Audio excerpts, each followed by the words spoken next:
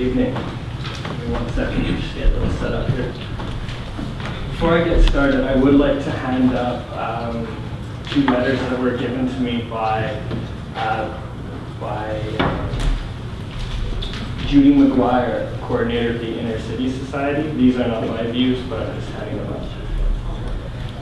So, as mentioned, my name is Robert Laurie, and I am president of Adlucent Law Corporation. I'm also a second-generation Vancouverite, a practicing member in good standing with the Law Society of British Columbia, and a practicing member with the Law Society of England and Wales. I have represented clients, many of which were in the room last night and will be in the room throughout the course of these proceedings. I've acted for licensed producers right down to the interests of activist growers, including advising dispensaries as to corporate commercial considerations. My background also, I have insights that are of use.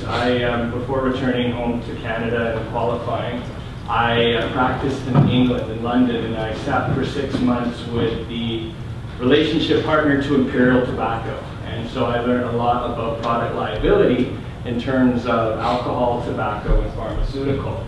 So my position in person is I'm appearing tonight before council because I support council's decision to regulate. In fact, I admire council's decision to do things that are very brave at the moment, and in light of the recent Supreme Court decision of Owen Smith, which came out today, clearly the Supreme Court agrees with the direction that you're proceeding. Now, my purpose of appearing tonight is to caution in some respects that modeling regulations and systems and structures in Vancouver blindly after regulations that are in place in Colorado and Washington may not be the best case. Also, following what has been done for alcohol and tobacco may not necessarily be the best interest of the city of Vancouver. And I explained that if the big concern is at the end of the day normalizing a scheduled narcotic, now we could debate this for days, but I have a few minutes. But with having access to a scheduled narcotic, there's the concern that we are normalizing a drug. And therefore, well, alcohol and tobacco have been normalized to generations of youth. So really, do we want to start following the same examples and falling into the same traps? Now, again, we heard just a moment ago about an arbitrary 500-meter distance. Again, alcohol versus tobacco, recreational versus medical patients. I guess where I'm going on with all of this is I do support tremendously what you're doing, but there are some instances like the Granville Entertainment District that I don't understand. I happen to live at Davie and Seymour, and so when my fiance and I moved to the neighborhood about a year ago, a number of these dispensaries began to pop up, and again, being a lawyer and a neighbor, I've taken the time and the opportunity to learn from dispensaries across the spectrum, starting with the BC Compassion Club, right down to what I refer to as some of the new kids on the block. And so there's tremendous variance in what's happening.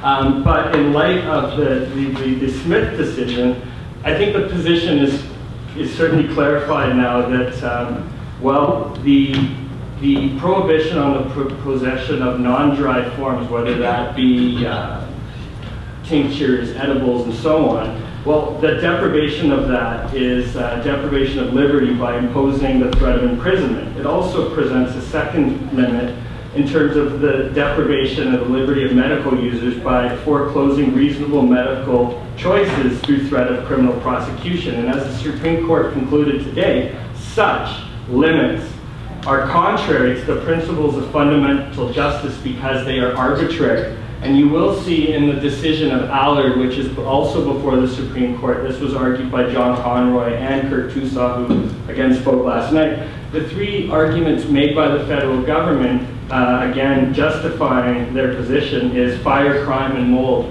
Well, I invite you to look at the decisions and the oral arguments that were put forth by Mr. Conroy. Again, the federal government wasn't able to prove fire, crime, or mold. And where this is all going is, well, the state of the law is very uncertain.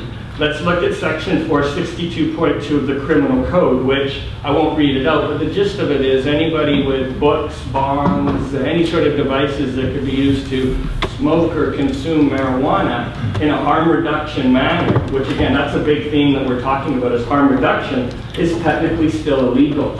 So again, the situation is not perfect. There are many people proceeding into arenas which are uncertain, but as a lawyer, again, that is the point of the law, and it is the duty of government, municipal government, to listen to citizens. So I support and I'm very grateful for this opportunity. So at the end of the Laurie? Yes, sir. Councillor Time. Okay. You have some questions? First is Councillor Jay.